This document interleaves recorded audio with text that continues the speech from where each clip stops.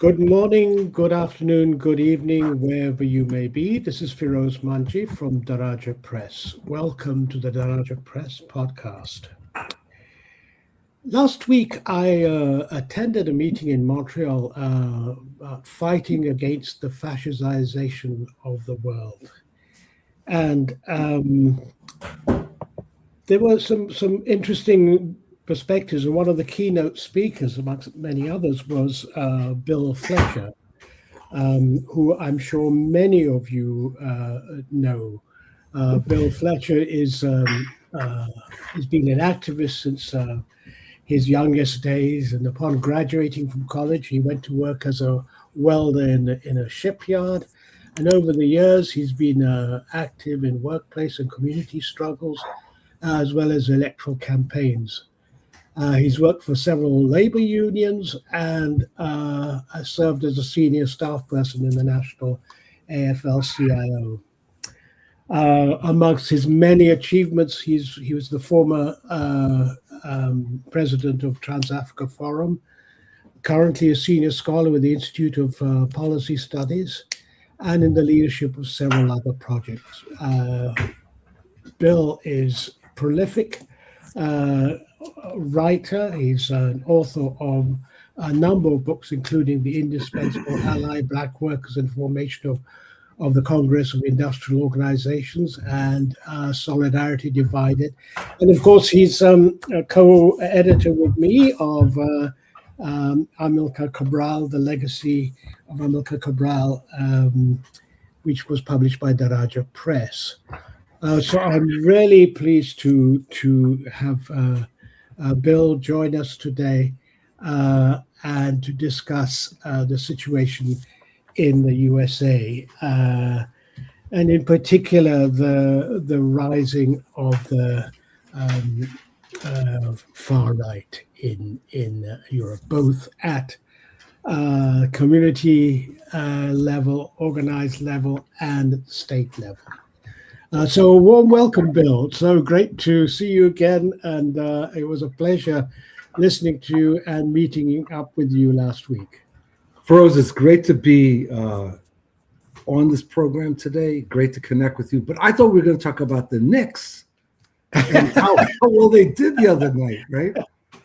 But since you want to talk about fascism, we'll go ahead and do that. Well, let's talk about the far right. Let's not. Okay. I think fascism tends to condense everything into one part. So look, here we have, as I see it from the outside, a growth of the right wing, albeit fed by the policies of the state, but one gets a sense that they have inserted themselves organically in communities. Mm-hmm. And they are offering a vision, whatever one might think of that, they're offering a vision of a potential world which they would like to live in. And it's not merely against blacks, it's not against particular immigrants and so on.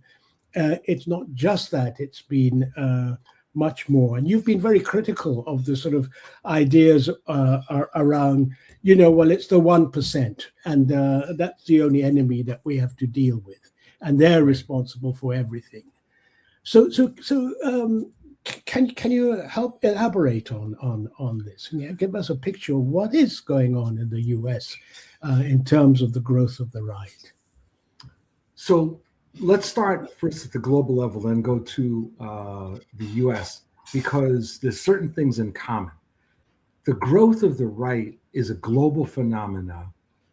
And one of the things that we can see, certainly beginning in the 70s, was the growth of what I've called neoliberal authoritarianism. That is the authoritarian state that Nicholas Poulan-Sas talked about in his final book, along with the growth of neoliberal economics. And so what has happened in the advanced capitalist world is the shrinking of the parameters of legitimate political discourse. over 50 years, to the point, and I would joke about it, that in the United States, the mainstream media would often refer to Bill Clinton as being on the left, the former president. And I mean, that tells you how much everything has shrunk. So that's one piece. And I think you see this in a lot of different countries where increased authoritarianism has taken place while neoliberal economics have advanced. In the United States, Firoze, what's important is to understand that the real shift to the right begins in the late 1960s. And it's not simply about what's happening at the level of the state, but it's happening in direct response to the victories of the progressive social movements, particularly but not exclusively the Black Freedom Movement. And a segment of the Republican Party led by hardcore right-wing people like Richard Viguerie, Paul Weyrich, they make a decision to strategically move to develop what they called a new right. And what's important there, Firoze, is that they don't develop, and we can't do this because the left is linked to the truth. The right is not. And so what the right did is that they developed a number of visions. And that's what's really interesting about it, because what you started to see was, for example, reactionary social movements around single issues, busing to achieve desegregation, anti-abortion, the Panama Canal Treaty, a number of other things. And it would draw people in, not on the basis of a global vision, but on the basis of a single issue. And then their cadre of sorts would work to try to consolidate people. They also moved to build alliances with those that we would call now Christian nationalists, many of whom had disengaged from politics or had been disengaged, but they found a space in this new right. So this new right ends up becoming a sort of united front. It has certain overarching ideas, but it becomes easy for people that don't necessarily agree with a lot of what they're saying to seize onto one piece of it and then slowly get drawn deeper and deeper. This movement helps to elect Ronald Reagan. And then after the end of the Cold War, you start to see a shift, at least within the Republican Party, towards almost like a war footing. And that's what becomes really interesting. And it was this that the Democratic Party was completely unprepared for, because you had people like former Congressman Gingrich, who basically declares war on the Democrats, and not just rhetorically. There's no interest in anything close to bipartisanship. So we're seeing this evolution, and then there's a catalytic moment in 2008 when Barack Obama is elected president. And that really triggers forces on the far right who now have to grapple with this Black guy being the president of what they saw to be the white republic. That catalytic moment develops the Tea Party, so-called Tea Party, and the so-called birther movement that Donald Trump heralded. That laid the basis for what, not just Trump's election in 2016, but for a move in a right-wing populist movement into the realm of neo-fascism. So we're actually seeing the result of more than 50 years with a very orchestrated strategy among some sections of the right. So it's not a conspiracy theory. They were working on a strategy. And that, along with the impact of neoliberalism, the election of Obama, etc., it helped to bring about a qualitative shift.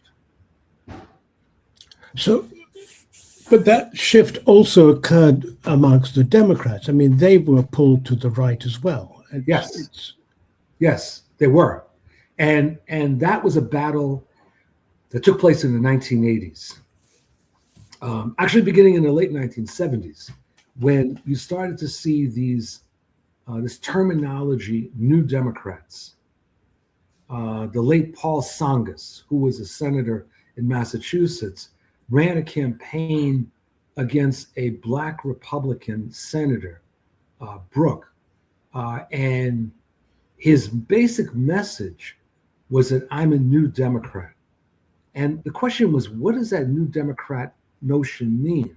Mm-hmm. And what it meant was a shift to the right, as you were indicating, not to the far right, but a shift to the right, a downplaying of support for progressive social movements, and the slow but steady growth of support for neoliberal economics, which then by the mid-1980s takes the form of this organization called the Democratic Leadership Council that was led by the governor of Arkansas, William Clinton. A battle between that notion and a progressive notion plays itself out in the 84, but particularly 88 presidential elections, when Jesse Jackson runs for president on a very progressive platform, probably the most left-leaning platform of any mainstream politician, including, and more recently, Bernie Sanders.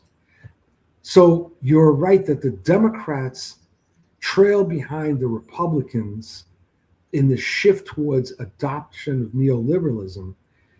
And certainly by the time that Clinton is elected, despite the fact that he could play jazz saxophone, it had nothing, his politics were, it was a different party. And a new leadership had emerged that then kept making concessions to the right. And this is what was so dangerous, not just in the Clinton years, but then when Obama takes over in 2009, Firoze. And that's where I use this metaphor, which I'm going to use here, about this very famous battle from the Civil War called the Battle of the Crater. And I want your listeners to listen to this story. In 1864, Union troops surrounded Petersburg, Virginia, and the Confederate forces had formidable defenses. The Union troops couldn't break through. They developed this idea, it was a brilliant one, to dig a tunnel underneath the Confederate defenses, loaded up with high explosives, and set off a massive explosion to destroy the Confederate line. So they do this massive explosion. Huge crater is created. All these Confederate troops are killed. Those that survive are in panic and they're running away towards Petersburg. The Union troops entered the crater and they sat there. And they looked around. And they looked at the devastation. They looked at the body parts, the pieces of cannon, and they were mesmerized by it. And they sat there. And at a certain point, the Confederate troops realized they weren't being chased. They regrouped, came back, and they massacred the Union troops that were in the crater. In 2008, a massive explosion took place in the Republican line. So much so that the Republicans were completely unhinged. They didn't know what to do with the Obama victory. And at that point, instead of plowing through and chasing and decisively defeating the opponents, Obama had us sit in a crater.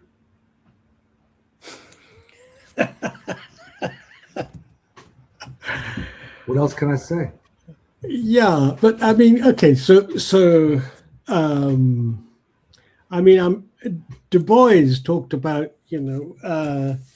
one party with two uniforms. I mean, what's your view on that? Metaphorically, that's cute. Two wings of the same birds of prey. That's cute. Only at the level of these are two capitalist parties. So if the point is that they're two capitalist parties, then yeah.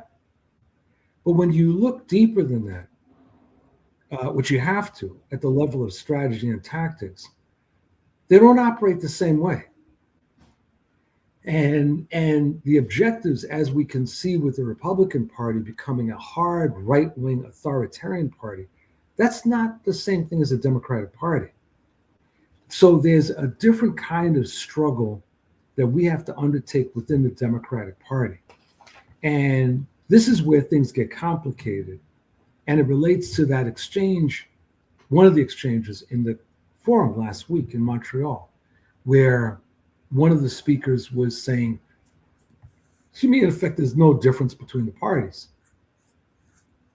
And I said, I mean, basically, that's absurd. Just at a very factual level.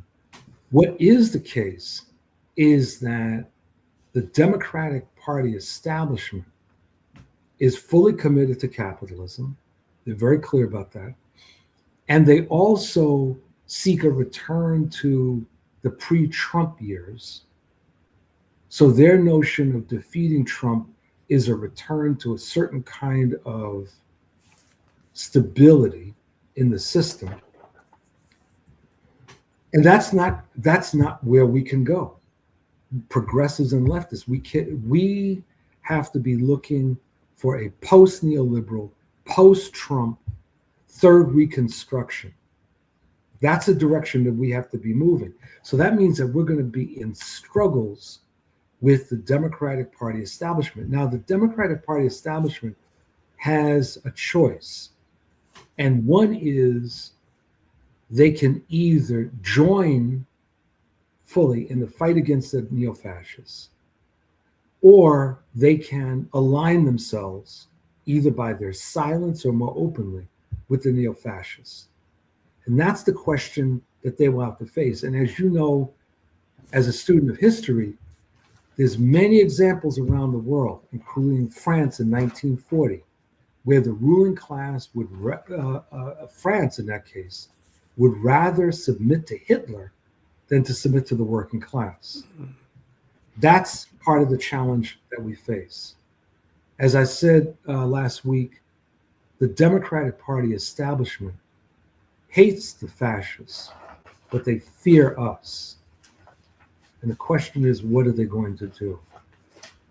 Okay, but some would argue that from a point of view of a Palestinian, there's not much to distinguish between the Democrats and the Republicans. They've been involved in genocide to the same extent. Right. The imperial adventures of the U.S. There is, I would argue, that very little to distinguish between one and the other. And I've always argued that racism in the U.S. racism is a domestic manifestation of an imperial policy, and so I find it hard then to distinguish between these two parties. If on the international level they are exactly the same, and on the domestic level, you're arguing that there's greater subtlety to be addressed. It's not just greater subtlety, Firoze. See, the part of the problem is that you can't engage in struggle based on the final analysis. You have to look at the concrete situation at any one particular moment and figure out who or what is the principal enemy and what do you need to do to take them down. Because one of the things I learned when I was really young in the Bronx is you don't need more enemies than you can take down at any one moment. So the problem is that we have a particular fight on our hands right now with a regime that seeks to annihilate the left, that is carrying out these bizarre foreign interventions, that is engaged in very open voter suppression, that is rounding up these immigrants regardless of their criminal status, and warehousing them. We have an immediate situation that cannot be responded to by basically saying, well, in the final analysis, the Democrats will do X, Y, and Z. In the immediate situation, what do we do? That's the question.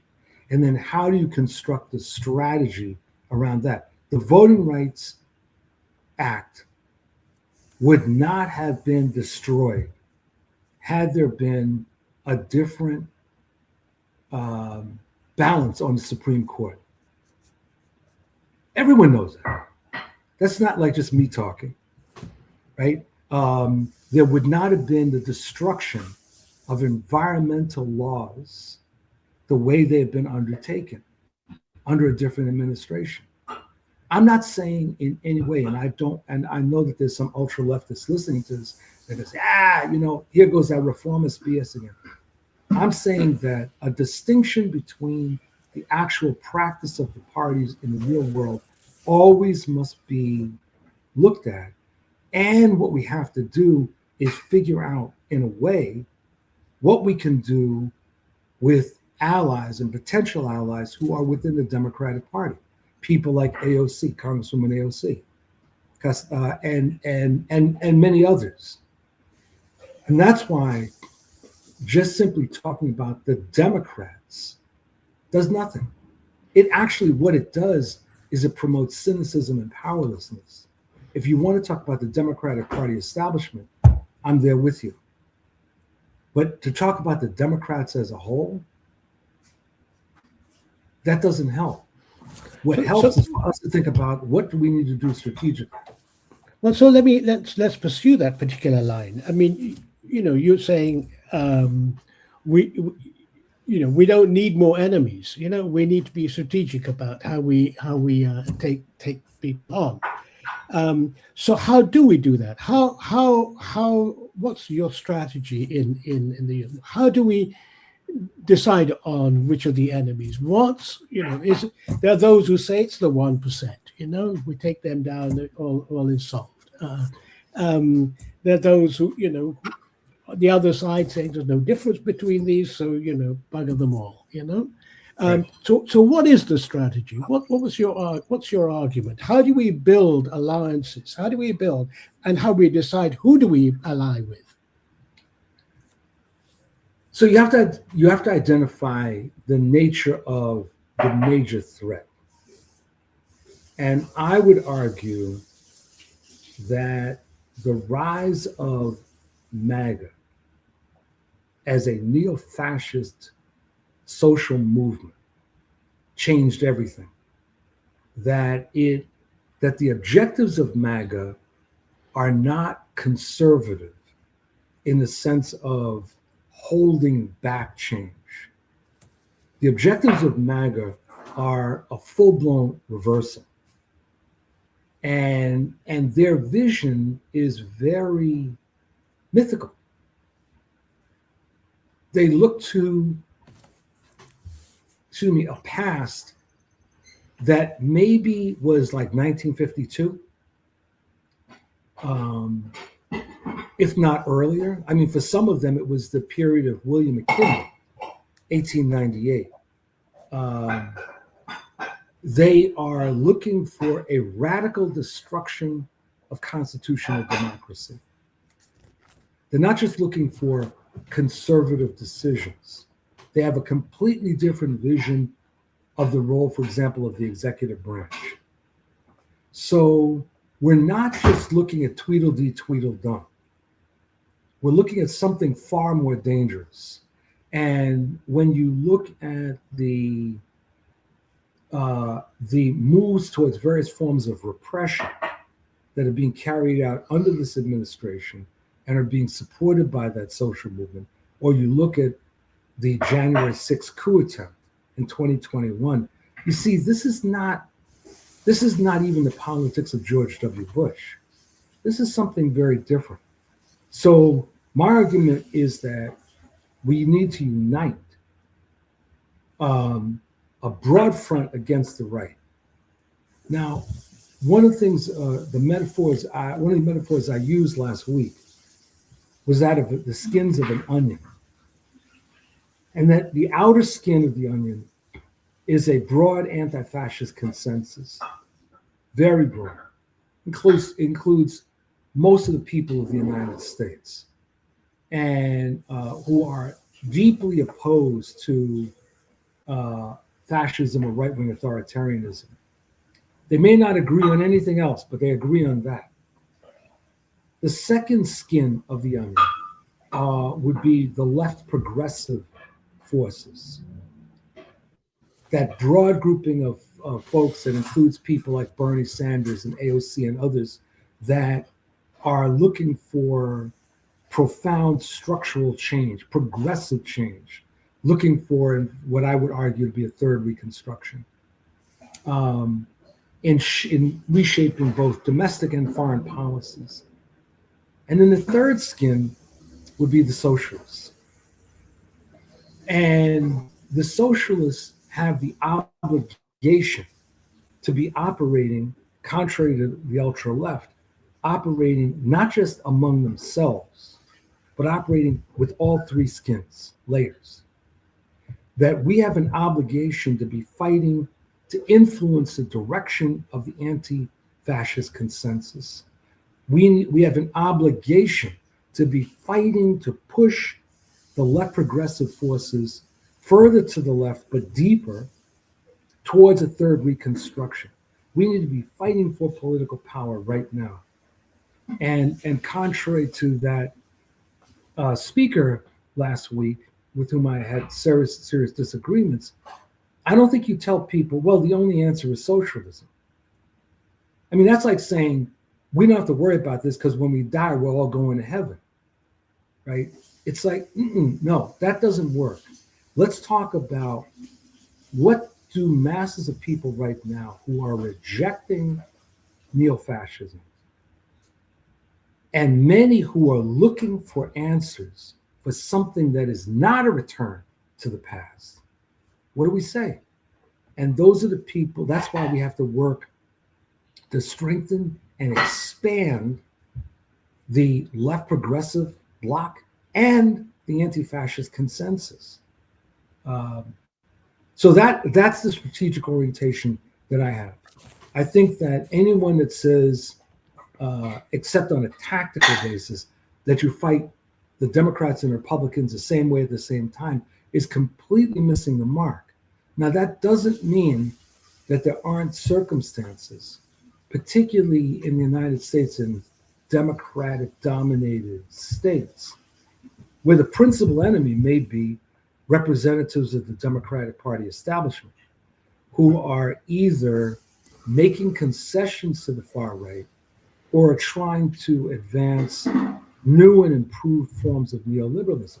We got to take them on.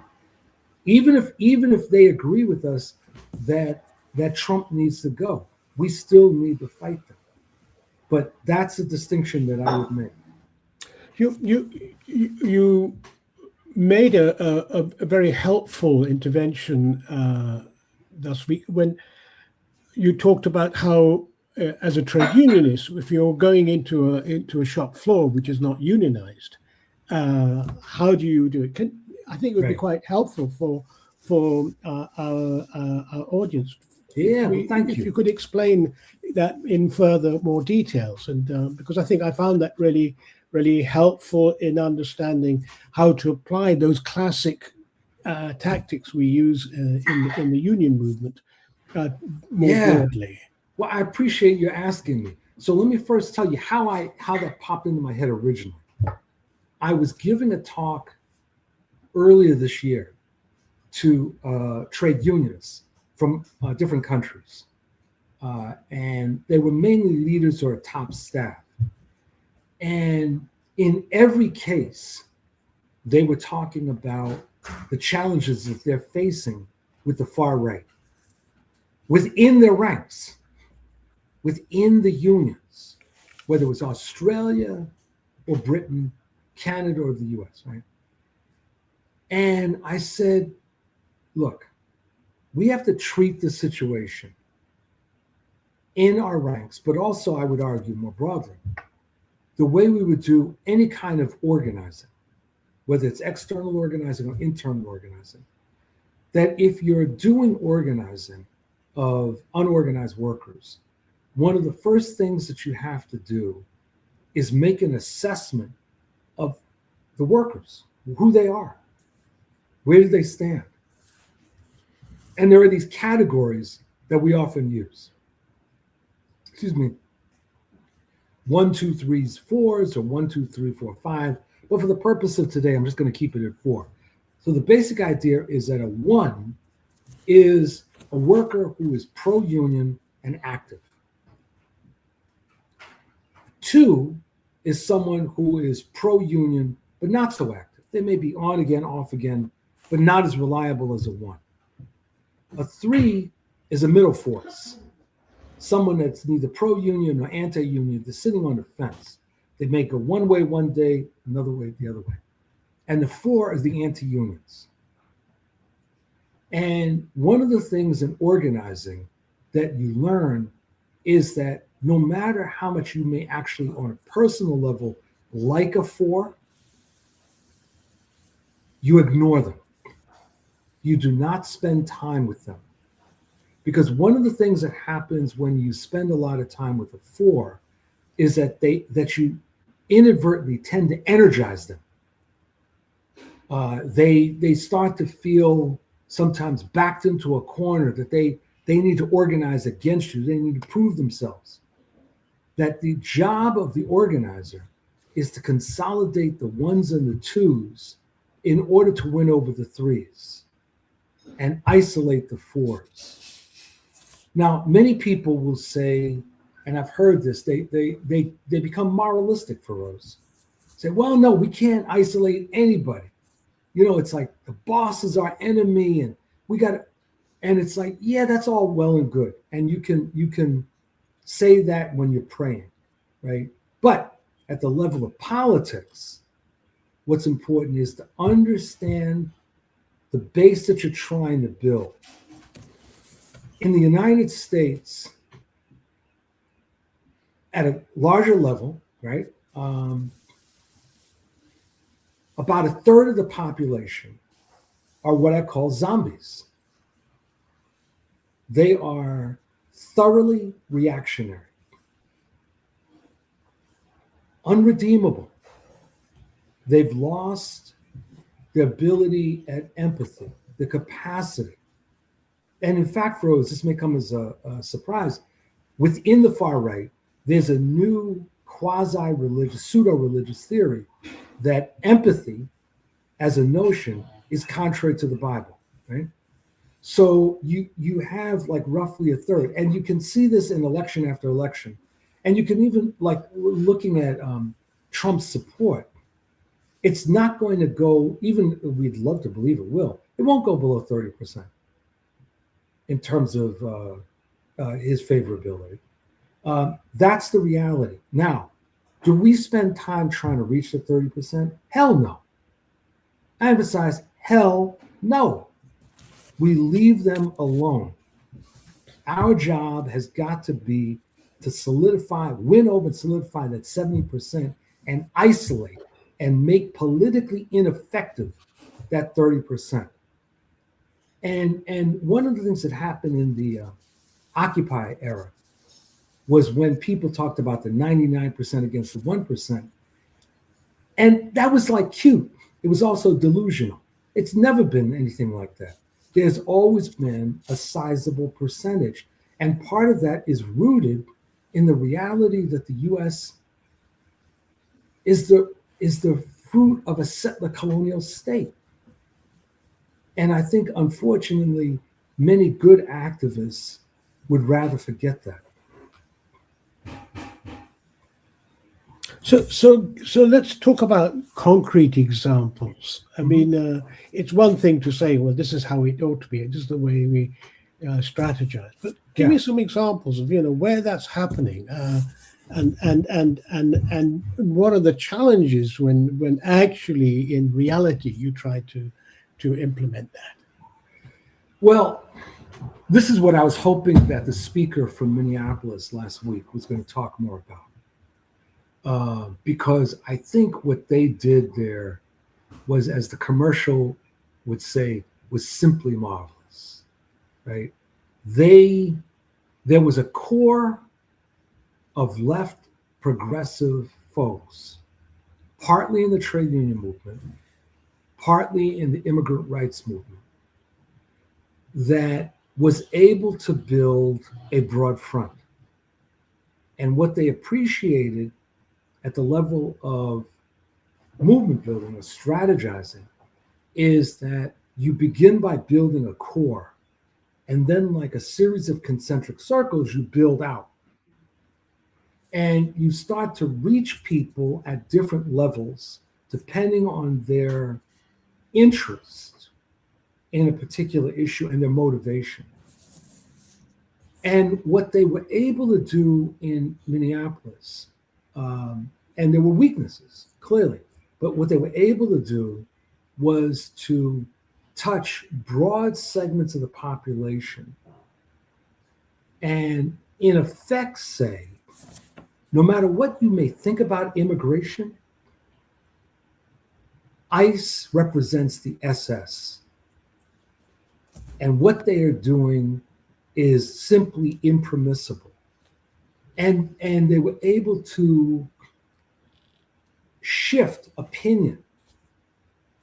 Because one of the things, I don't know how it is in Canada, Firoze, but in the United States, there's a lot of people that when polled before the 2024 election, and even afterwards, would argue, well, I think there's too many illegals running around, right?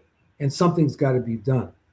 But when the administration began its purge that we're witnessing, that attitude started to change. It's like, is this what we really want? And in Minneapolis, they touched on that in a very sophisticated way.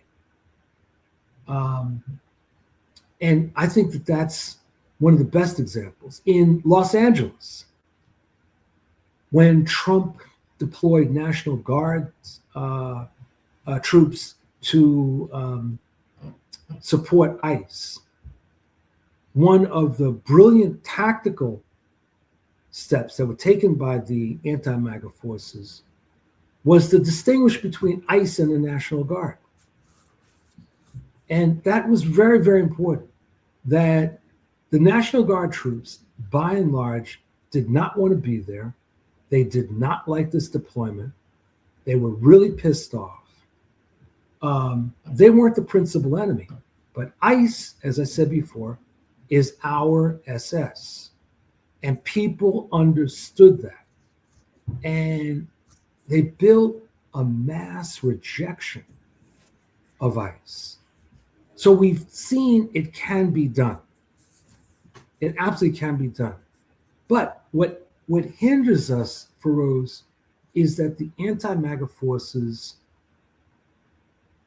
lack a unified strategy. And it always reminds me, and I always quote this, about something Machiavelli wrote in The Prince. And he said that a well-disciplined minority, like a squad, can defeat a mob anytime. The reality is that we're the mob. The other side are the well-disciplined troops. And we have to cease being a mob and become a well-disciplined army, in which case we can wipe them away. But among the anti-MAGA forces, there is a hesitancy, and there has been for a while, to really discuss strategy and to get down on it. And I think that part of that has to do with brand. That is something that really started to emerge in the 90s, in cultural circles, but also in social movement circles, where you want to demonstrate your uniqueness, the uniqueness of your brand. And so for those that are seeking the financial support of funders, for example, you got people showing off about how they are so unique, as opposed to, no, we need financial support to build a broad front. That's one thing that has really inhibited efforts. Related to that is a kind of notion that we can do it on our own. And a third thing is something that I look at as in some ways a legacy of postmodernism, which is an unwillingness to prioritize struggles. And so you want to say everything is equal, and that there's no way of saying that at a particular moment, a particular struggle may have greater strategic importance, not moral importance, strategic importance than some other struggle. So you get these arguments about, well, we can't deprioritize the struggle of the Sahrawi people in Western Sahara, which is one of my struggles, right? One of the things that's important to me. No, we can't do that. When the reality is, in the United States, as much as I would like it otherwise, that is not on the top of people's minds. But one thing that is on the top of people's minds is the environmental catastrophe that's going on, and the fact that the social safety net has been destroyed by neoliberal efforts under Democratic and Republican administrations over the years, so that when these disasters take place, it takes either a long time to repair, or in some cases, things don't get repaired. And the failure to do that, to address that, opens the door for the fascists. So that becomes a priority. But going back to the Minneapolis and what Kathleen Cole, I think it was, who spoke about, I mean, it was really impressive to hear about the courage, the organizing, the multiple layers of different social layers, etc., who got involved, and so on. But what was struck me was that how once ICE left, that's right, the thing collapsed. That's right. And I just feel it's an illustration of the fact that and it's, I think, a profound weakness of the left, and that is so focused on opposition, there is no time to think about proposition. And it seems to me that what the right does well is to give articulation to the kind of world they would like to live in. Yeah. And the failure to then say, look, we've gone this far now, what is the world we want to live in? Why don't we make it happen now? I mean, here I'm talking about Cabral, right, who was absolutely clear. We have to create tomorrow today. That's you right. Can't wait until then. And you have to have a vision of what that popular democracy, what that popular organizing has to be, how it fulfills people's desires, and how it makes it happen, not at a theoretical aspiration level, but today. And I felt that was a central weakness of what has happened there, and but we see it over and over again. And I just got your perspectives on that view. So I'm going to both agree and disagree with you, but the disagreement is subtle. What Kathleen was describing was in many ways reminiscent of what happens after election campaigns. In other, right, that you build for the campaign, and you can even have that vision, Firoze, and you build and people come together, and then the election happens, and whether you win or lose, people say, "See you later, Firoze. Maybe in a couple of years we'll reconnect," right? So there's that which I analogize in part. And one of the things that, and this is where I really agree with you, it's not just vision, it's organization. That in order to sustain, whether it's an election, and I want to give you an example of when we could have done that, or something like in Minneapolis, you need organization. You need a core of people that share that common vision.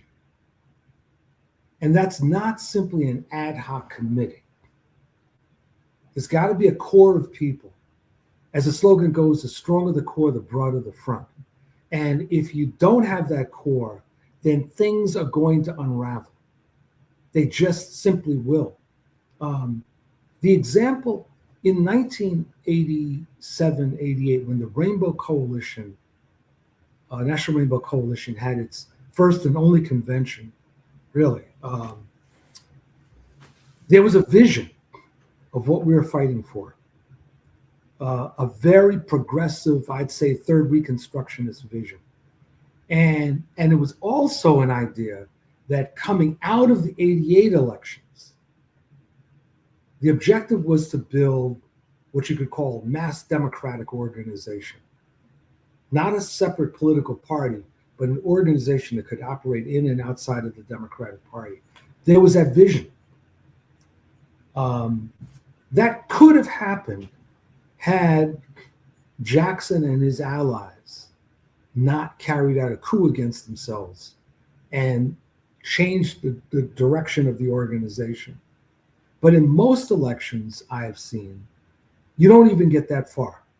It's like people get together, and no matter what they promise that they're going to do after the election, they don't. Even in New York, with the election of Mamdani, one of the things I keep hearing is that there's a lot of very good things that are happening,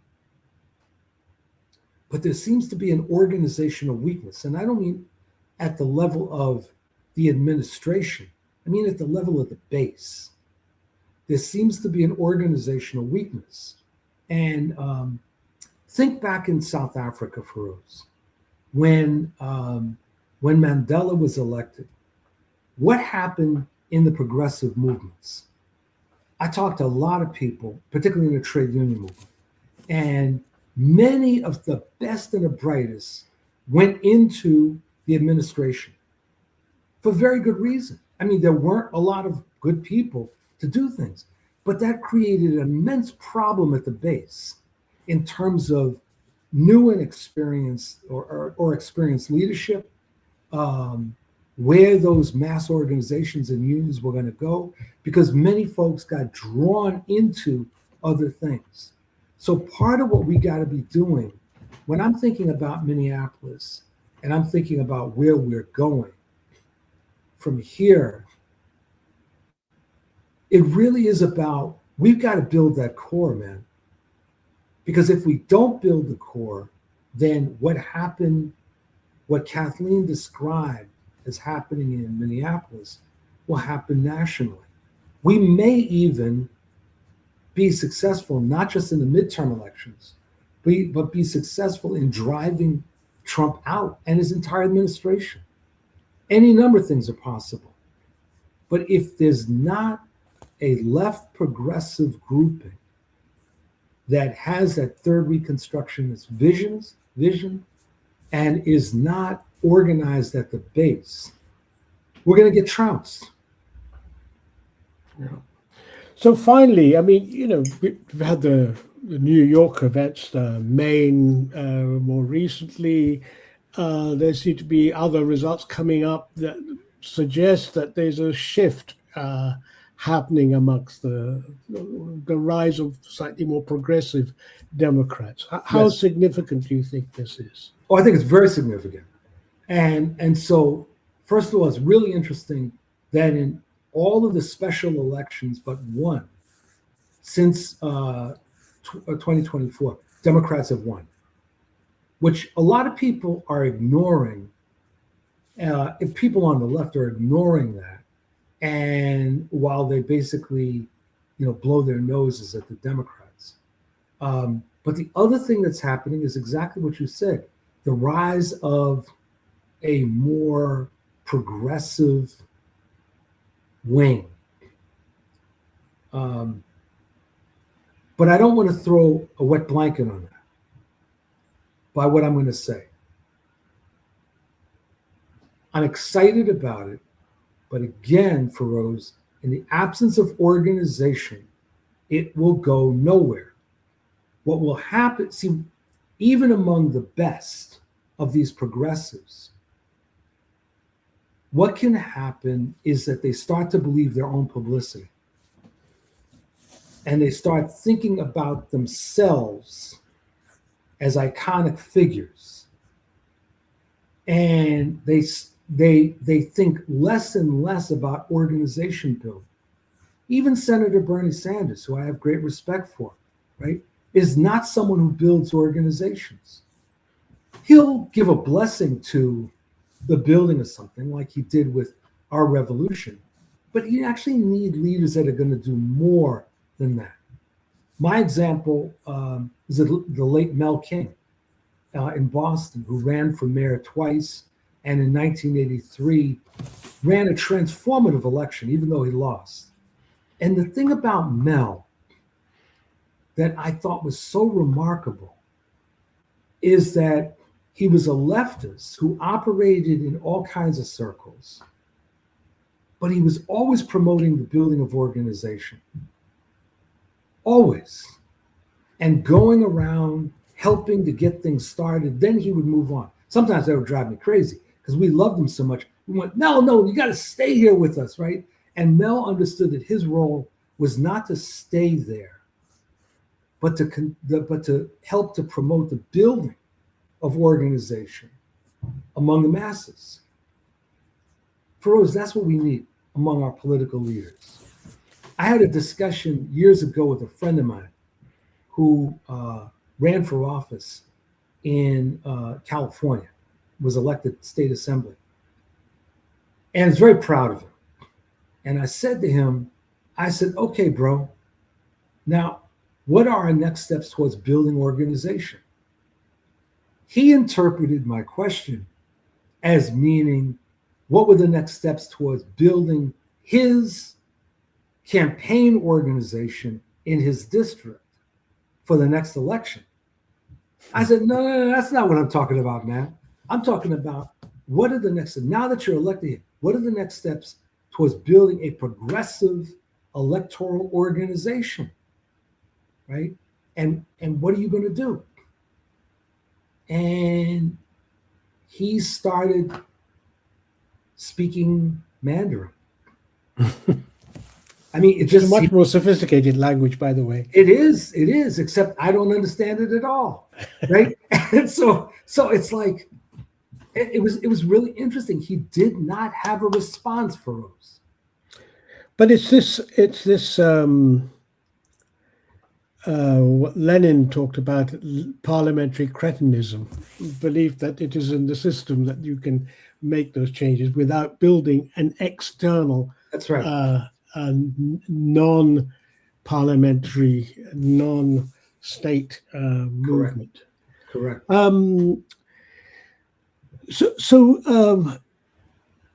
What we have seen also is quite a significant shift in popular perceptions about Israel and the Palestinian struggle. With something I read recently, something like 60+% today stand against the policies of the Trump administration and against the Israeli settler colony. But here we have the connection between imperialist ventures in West Asia and electoral politics in the US, with AIPAC spending billions to get their folks in. What are the possibilities of organizing on a mass scale and a serious mass movement against the genocide, against the invasion of Iran, against the invasion and the genocide of Lebanon, and so on? What are your thoughts? Because I think we have to connect the dots here. So we saw a historic mass movement in the United States against the genocide that shook the political establishment, both the Republican and Democratic parties. No one expected the kind of outrage and visibility that we started to see in 2023, 2024. And that helps us understand the repressive steps that the Trump administration took immediately to silence criticism of Israel and turning the allegations of anti-Semitism into a weapon to suppress dissent. So we saw that. We saw splits within the Democratic Party that were very, very profound, continue to be profound. And it's really interesting because now within the Democratic Party, it is easier to be pro-Palestinian than probably at any time in my life. Now, what does not exist, in part because the pro-Palestinian movement in the United States is very fragmented, is a real united front of pro-Palestinian forces, much like the problem we have around the issue of Cuba, to be honest, that you have these different factions and sects that are more interested in advancing their own platform than they are in winning. And I think that both in the case of Palestine and Cuba, that hurts the ability to develop and project a cohesive response to the policies of this government and the policies of Netanyahu. The Israeli regime is systematically isolating itself from the rest of the world, and including the United States. So I think that the critical thing will be the building of a broader front here, and the identification of what is the minimum level of unity that's needed to constitute that front. This was the problem we had in the lead up to the Iraq War, Firoze, in the United States, that there were those that kept raising the bar, that it wasn't enough to just oppose the war, you had to have a position on North Korea, right? And you had to have a position on something else. And that ended up chasing away many forces that we needed in order to stand against the aggression against Iraq. And I think that that's part of our challenge on both the questions of Palestine and Cuba. Well, we've come up to the hour, Bill, and I could sit here and continue this discussion for another few hours, but we will have to have that at some other time. All right. But I really appreciate your giving time to discuss these issues, and I hope we'll find other opportunities to have further discussions. So a warm thanks to you for sparing time for participating in this. My pleasure. Thank you. And it was great seeing you last week. It's been far too long. Far too long. Yeah. But while you can come here, we're not crossing the border. No, I understand completely. All right. Yeah. Okay. You take care. Take care. Take care. Bye. Bye.